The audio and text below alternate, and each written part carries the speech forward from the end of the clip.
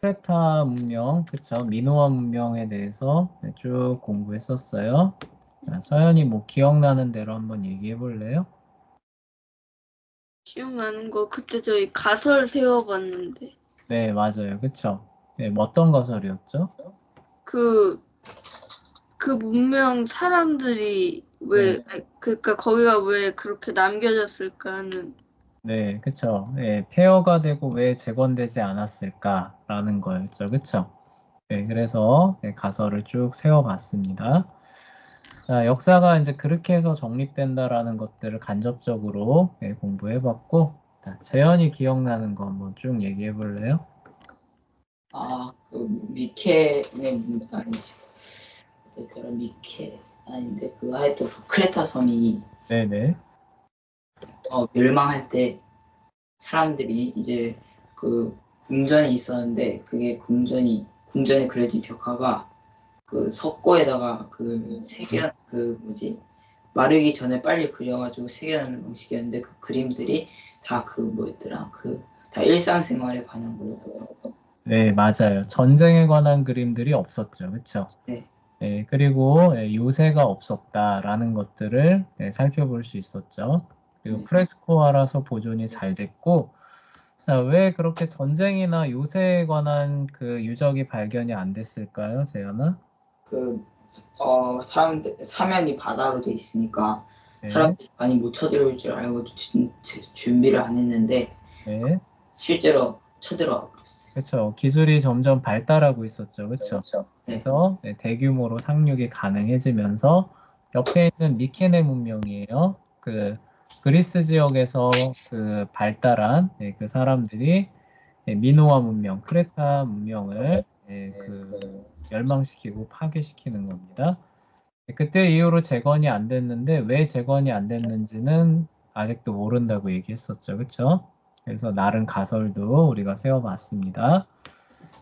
자, 다음 미케네 문명으로 넘어가 볼게요. 자, 미케네 문명은 그러니까 여기에요. 우리가 지금 미노아, 크레타 문명 여기 배웠었죠. 그렇죠? 자, 근데 미케네 문명은 여기 그리스 지역에서 발달한 문명을 의미합니다.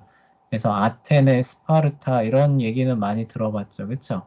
네, 요런 테베, 요런 유명한 그 도시국가 형태로 발달한 그 그리스 지역에서 발달한 문명이 미케네 문명이 되는 거예요.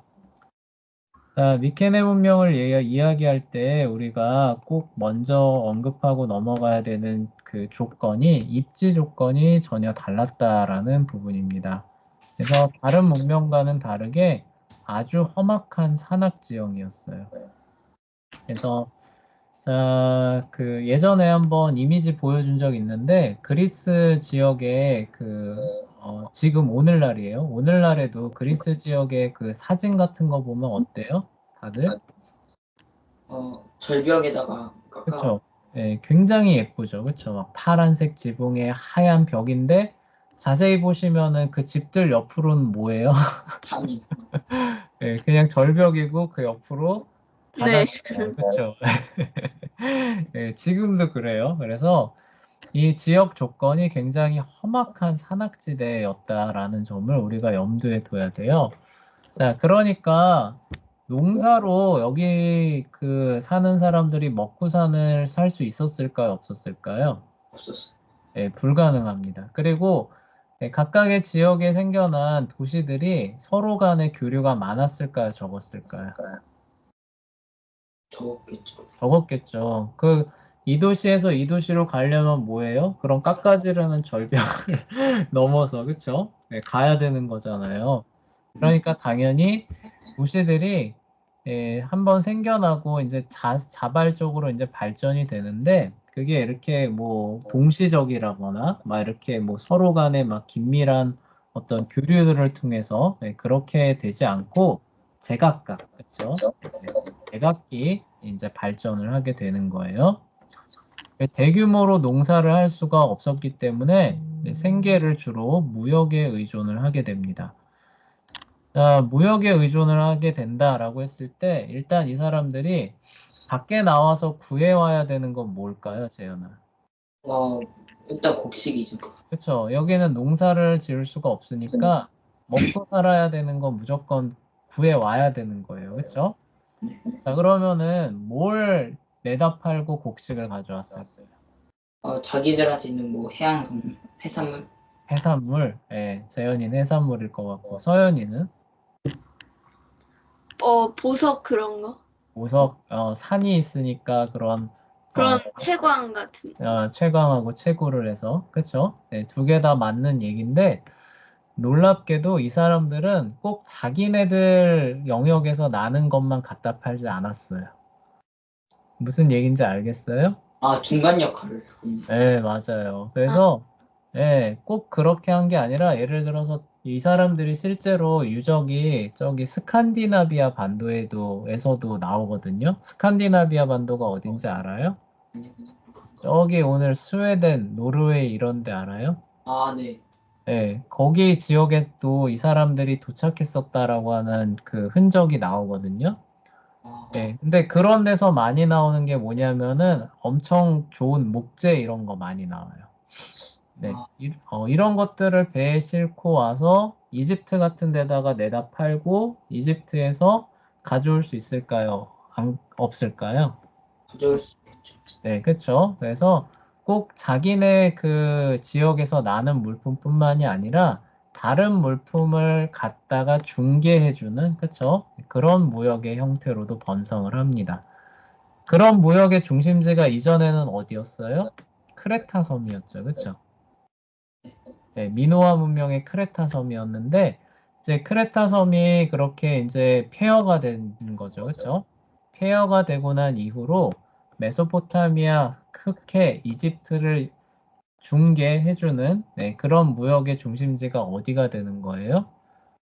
요 미케네 문명 지역이 되는 겁니다. 이해가 돼요? 네. 네. 자, 그러다 보니까 문명적으로 앞서 있던 비옥한 초승달지대, 여기 메소포타미아, 바빌로니아 있는 데죠. 그쵸? 네. 그리고 이집트 문명의 영향을 많이 받을까요? 안 받을까요? 봤죠. 받을 수밖에 없죠. 자, 우리나라는 주로 뭘 많이 팔아서 먹고 살아요? 고, 모르죠. 여기가 모르네. 우리나라도 국토가 70%가 산지예요. 네, 근데 인구는 5천만 명으로 엄청 많죠. 그쵸? 네. 그러니까 우리나라에서 나는 곡식으로만 이 인구를 유지를 못하거든요. 그래서 우리나라 식량 자급률이 27%밖에 안 된대요. 네, 그럼 80% 가까이를 해외에서 들여와야 돼요. 네. 네, 그 뭐 대부분이 해외 시장에서 나오는 식량들을 들여오는 건데, 그럼 우리나라 뭔가 내다 팔아야 될 거 아니에요. 그쵸? 네. 뭘 팔 것 같아요? 산에서 잡채? 네, 약초. 우리나라 산에서 나온 약재 같은 거로 네. 조선 시대에는 그렇게 했어요. 반도체 아니에요? 반도체예요. 네, 조선 시대나 고려 시대 때는 인삼을 팔아서 이제 그 돈을 얻었고, 네, 오늘날에는 반도체입니다. 그래서 뭐 램이나 핸드폰 뭐 이런 거 있잖아요. 이런 거를 내다 팔아요. 주로 어디다 파냐면은 미국하고 중국에다가 팝니다. 네, 그렇게 해서 얻은 돈으로 우리는 뭘 사오는 거예요? 벼요. 먹을 거. 그렇죠? 네, 먹을 거, 입을 거 이런 것들. 그래서 여러분들 잘 보시면은 그 여러분들이 쓰는 물건들 대부분이 사실 어디서 만들었냐면 중국에서 만들었어요. 네, 공산품들 있잖아요. 네. 그래서 뭐가 될까? 뭐 하여간 첨단 제품 말고 쉽게 말해 다이소에서 파는 거 있잖아요. 그쵸? 네. 네. 다 메이드 인 차이나. 네, 쉽게 말해서, 그쵸? 쉽게 말해서 다이소에서 팔 만한 물품들 자세히 보시면은 대부분 다 중국에서 만들어서 우리나라에서 가져다 쓰는 겁니다. 네, 근데 그 돈은 어디서 나오느냐? 우리나라가 반도체를 해외에다가 내다 판 돈으로 오는 거예요. 자, 그런 것처럼 얘네들도 전체가 다 산지다 보니까 자기가 필요한 물품들은 자체적으로 생산하는 게 아니라 뭐예요? 무역을 통해서 해결하는 거죠. 그쵸? 예, 그리고 그럼 뭘 내다 팔 거냐라고 했을 때 꼭 자신의 그런 생산물이 아니더라도 해외에서 뛰어난 게 있으면 그걸 가져다 파는 중개 무역을 통해서도 충분히 번성할 수 있었다라는 것들을 알아두시면 돼요. 그래서 험악한 산악 지역이 이 사람들이 서로 상호 교류를 하지 않고 제각각, 그쵸? 굉장히 특색 있는 그런 문명을 도시마다 꽃피우게 했고, 그리고 바다로 나가게 했다. 이런 부분들을 염두에 두면서 영향은 그러니까 해외 영향을 많이 받을 수밖에 없어요. 이 얘기 왜 했냐면은 우리나라가 반도체를 주로 미국하고 중국에다가 내다 팔았으니까 어느 나라 영향을 많이 받을 수밖에 없어요. 미국. 중국. 미국의 영향을 많이 받죠. 그렇죠? 그래서 우리 문화 보면은 미국 문화가 굉장히 이렇게 많이 퍼져 있잖아요. 그렇죠? 그러니까 마찬가지로 앞서 있는 문명인 메소포타미아, 바빌로니아죠. 바빌로니아와 이집트 문명의 영향을 받아들여서 발전하는데 이게 어떻게 되는 거예요? 각 도시마다 제각기 다른 모습으로 발전하는 거예요. 무슨 얘기인지 알겠어요? 그러니까 똑같은 거를 알려줘도 그거를 적용할 때 다 다르게 적용할 수 있잖아요. 그렇죠? 그러니까 도시마다 다 다르게 적용해서 그걸 또 바탕으로 다른 사상들이 또 발전을 하는 거예요. 그래서 굉장히 다채로운 사상과 뭐 정치 체계들 이런 것들이 이제 요 미케네 문명에서 나오게 되는 겁니다. 그래서 미케네 문명하면 떠오르는 이제 물론 이후에 그 나라지만 그 그리스 지역에서 딱 그 떠오르는 도시국가 두 개 하면 가장 유명한 게 뭐예요? 아테네하고 스파르타잖아요. 그렇죠? 네. 네. 아테네는 뭘로 유명해요? 아테네는 그 철학. 네, 철학, 자유, 뭐 이런 걸로 그 유명하죠. 그렇죠? 시민의 자유. 그리고 굉장히 화려하고 좀 사치가 많고, 그렇죠? 이런 문화로 유명하잖아요. 그렇죠? 네. 근데 스파르타 얼마 안 떨어져 있어요. 바로 옆이에요. 그러니까 해양 문화고 아테네는. 근데 스파르타는 어떤 문화인지 아세요? 그 막 군사 네, 엄청. 맞아요. 나라 전체가 군사적이에요. 군사 국가예요. 그리고 개인의 자유가 아니라 공동체 지향적이에요. 공동체 지향적이고 사치가 없어요. 그래서 오히려 그 뭐라고 해야 되나 왕이 그 나라 사람들이 그렇게 그 번영하지 못하게 하는 그런 정책을 오히려 써요. 되게 웃기죠? 그래서 막 사람들 스파르타 훈련을. 예, 그리고 굉장히 엄합니다. 예, 그런 어떤 그 대명사가 되죠. 하여간 뒤에 이제 나중에 아테네 스파르타 할 때 다시 이제 그 나올 텐데 이 두 도시가 멀리라도 떨어져 있으면 모르겠는데 아까 여기 지도에서 봤지만 어때요? 아테네는 여기 있고 스파르타는 여기 있죠. 그쵸? 네.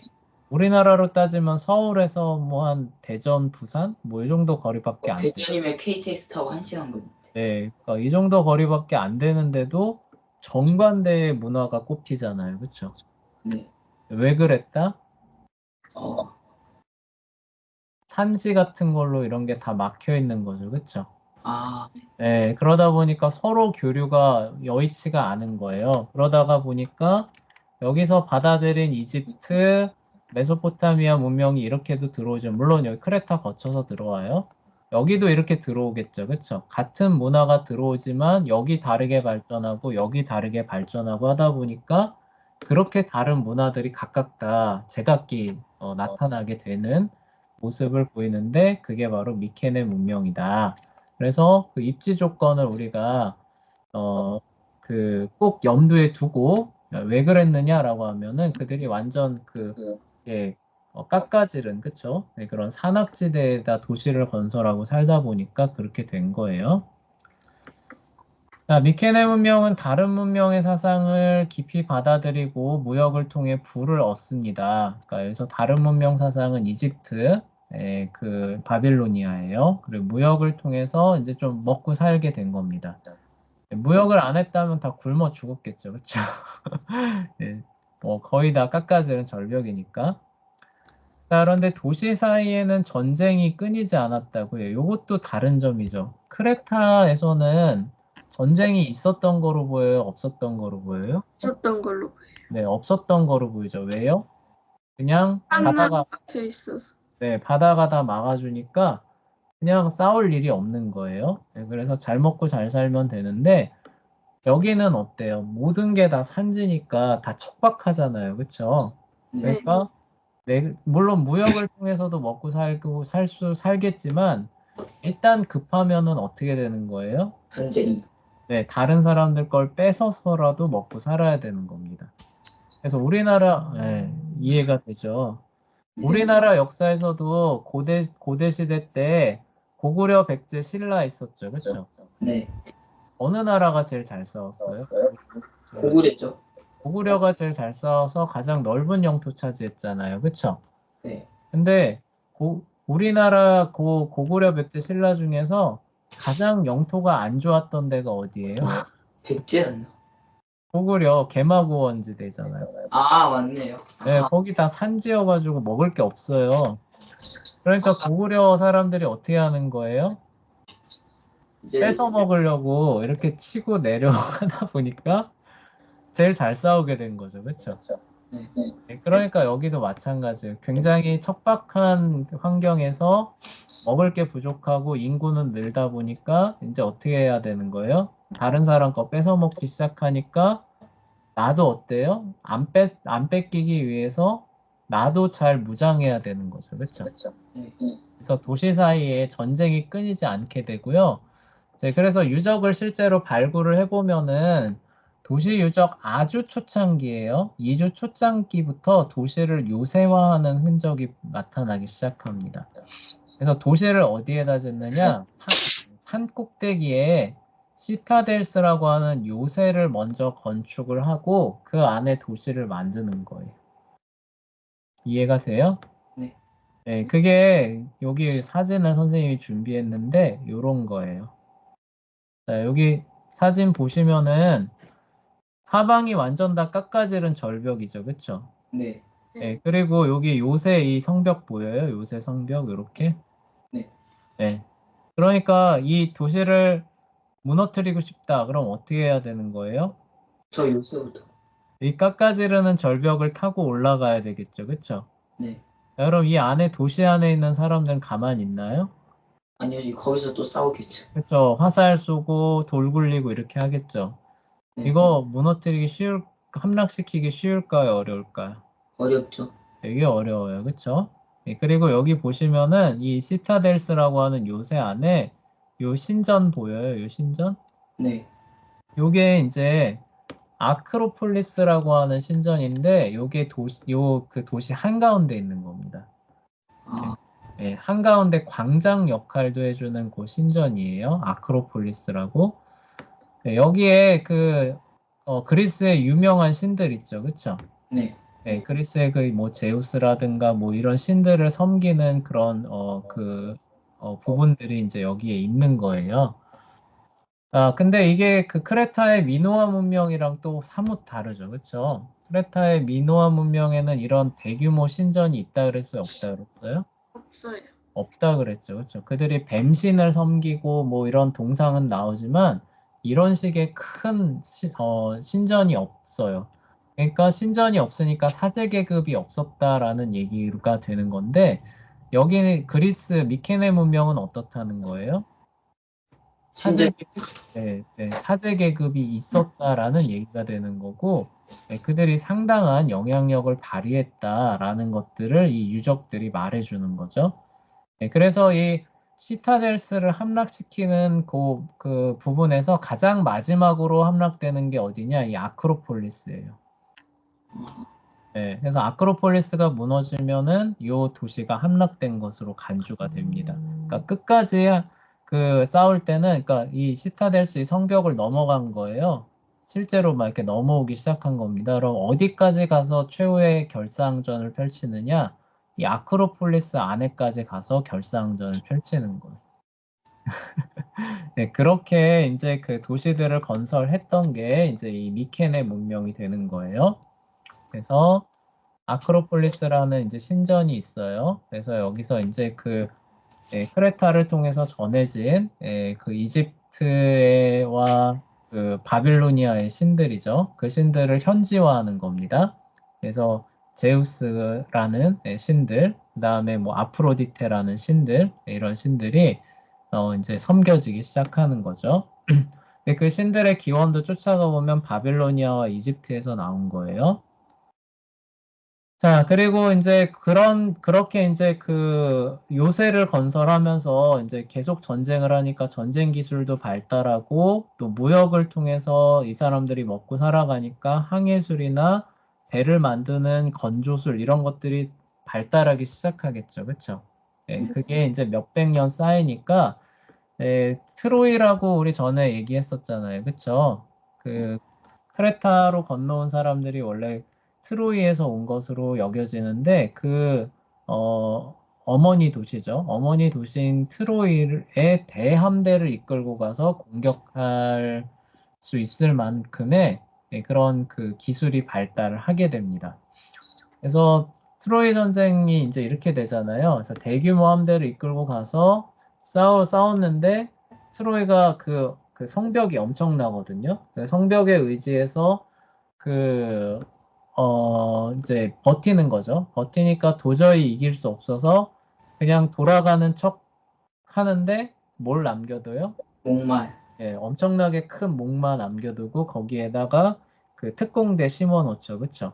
네. 예, 그래서 그 목마를 무슨 신에게 이제 바치겠다고 해서 이제 성 안으로 그 이야기 알아요.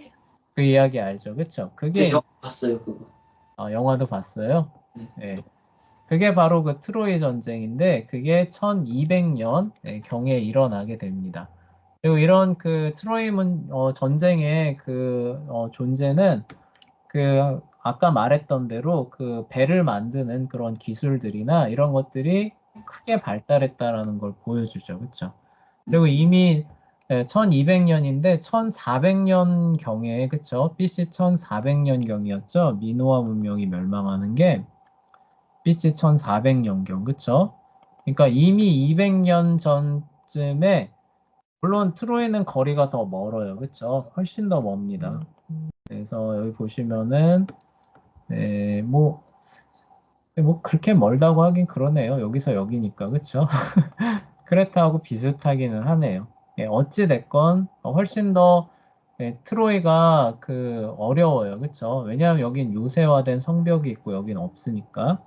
하여간 그런 도시들을 공격할 만큼의 그런 대함대가 갖춰질 만큼 기술이 발달했다라는 그리고 그들이 부유했다라는 것들이 이제 요런 역사적인 사실들을 통해서 이제 볼 수 있다는 겁니다.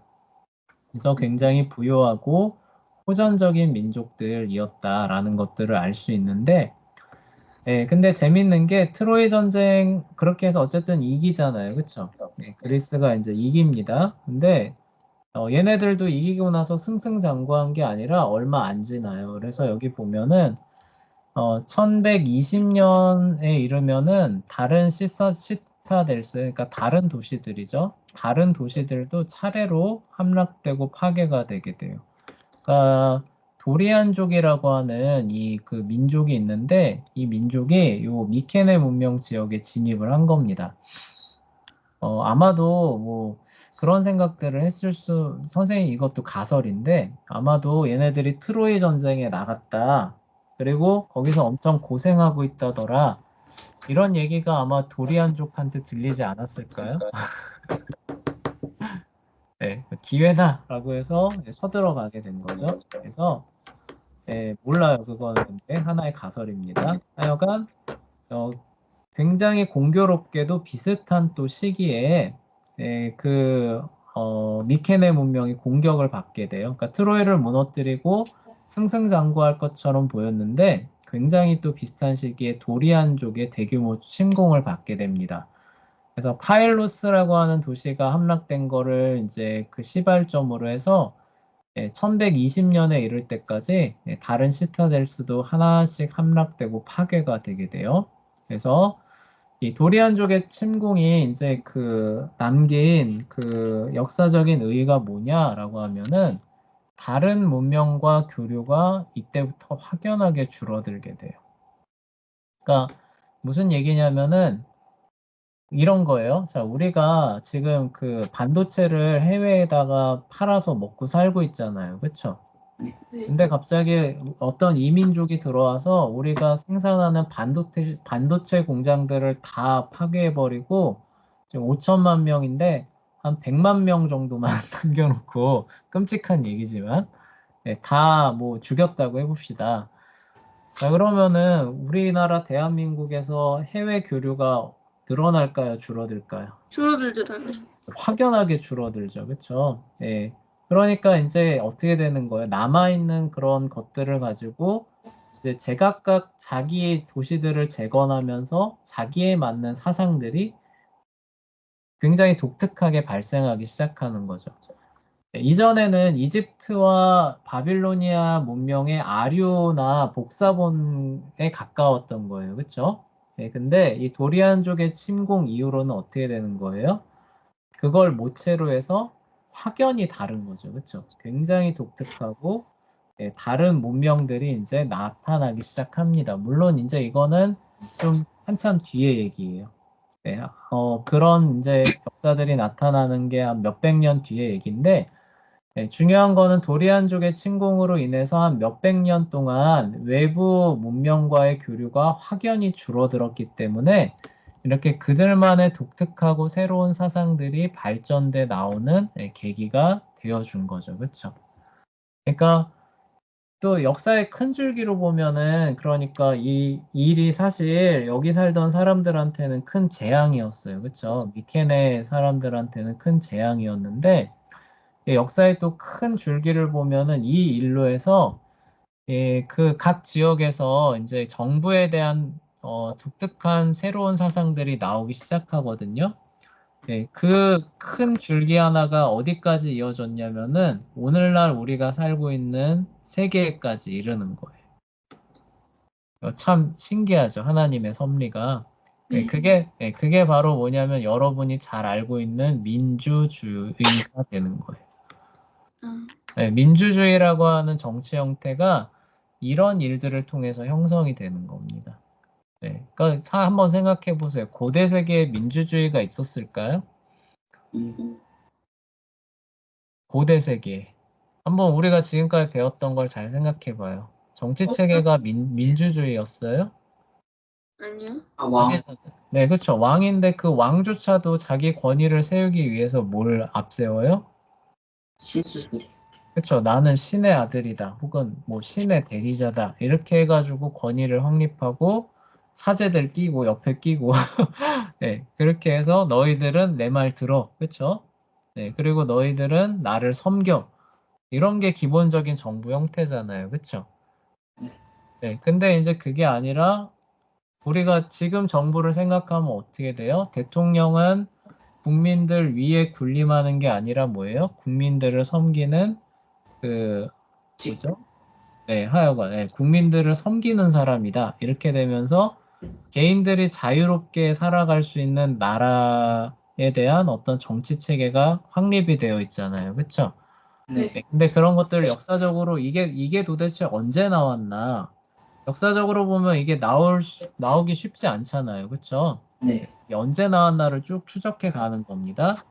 거기에 영향을 줬던 이제 그 많은 부분들이 기독교적인 영향도 있어요. 기독교적인 영향도 굉장히 비중이 큰데 그 중에 하나가 이제 이렇게 고대 그리스 지역에서 나타난 독특한 정치 철학과 이념에서 이런 원형들이 조금씩 나오기 시작하거든요.